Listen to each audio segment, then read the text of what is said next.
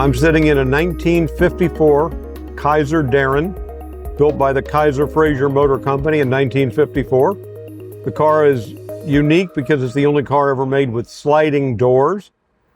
It's powered by a 6-cylinder Willys engine, and it is the first production fiberglass car, beating the Corvette out by about 2 months. The sliding doors operate outside only.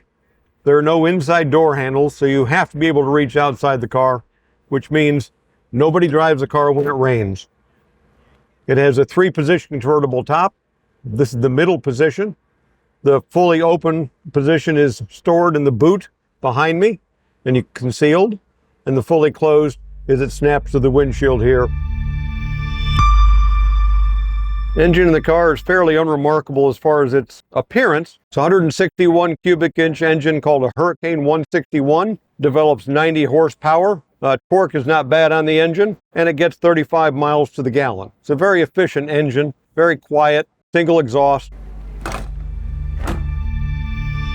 The interior is patterned after the 1950s Jaguars. Dutch Darrin, who designed the car on his own dollar, he didn't design it with Kaiser's money. He designed it himself, and then he took it to Kaiser and said, I want you to build this sports car. Kaiser at the time was building fuel-efficient family cars and said he wasn't interested. However, that day when Dutch Darrin was showing him the prototype, Henry's wife came in, loved the car, and forced him to build it. They built 435 cars. 433 are red, white, yellow, and green. And 2 of them, one for Mr. Kaiser's wife, one for Mr. Fraser's wife, were painted blue. One of those still exists today in the original blue.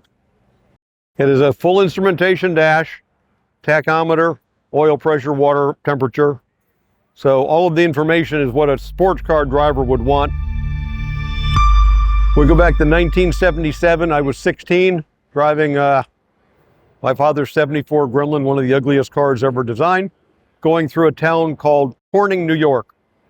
I passed a car dealership with a body shop next door, and there was a white 1954 Kaiser Darrin parked there. The owner, Harold McAdam, I'll remember to this day, was standing around the car. I stopped, I talked to him. He had told me that he had bought the car for his daughter who didn't like it, and he was driving it around just because he didn't want to have it sit. I took his information down, told him if he ever wanted to sell the car to let me know. Never heard from him again. Fast forward to 2002, I had my own son, 7 years old, and we were looking for a restoration project. I wanted to do a Kaiser Darrin because I loved the car. Friends told me of a Kaiser Darrin that was in Caledonia, New York. I contacted the owner, who was a child of the original owner. I made arrangements to buy the car. I went and I picked the car up on November 1 of 2002, put the car in the trailer, drove home.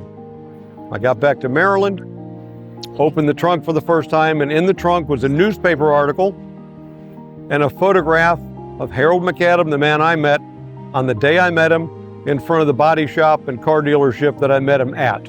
So this was the first Kaiser Darrin I ever saw, and I had no idea when I bought it that that's what it was until I opened the trunk in 2002.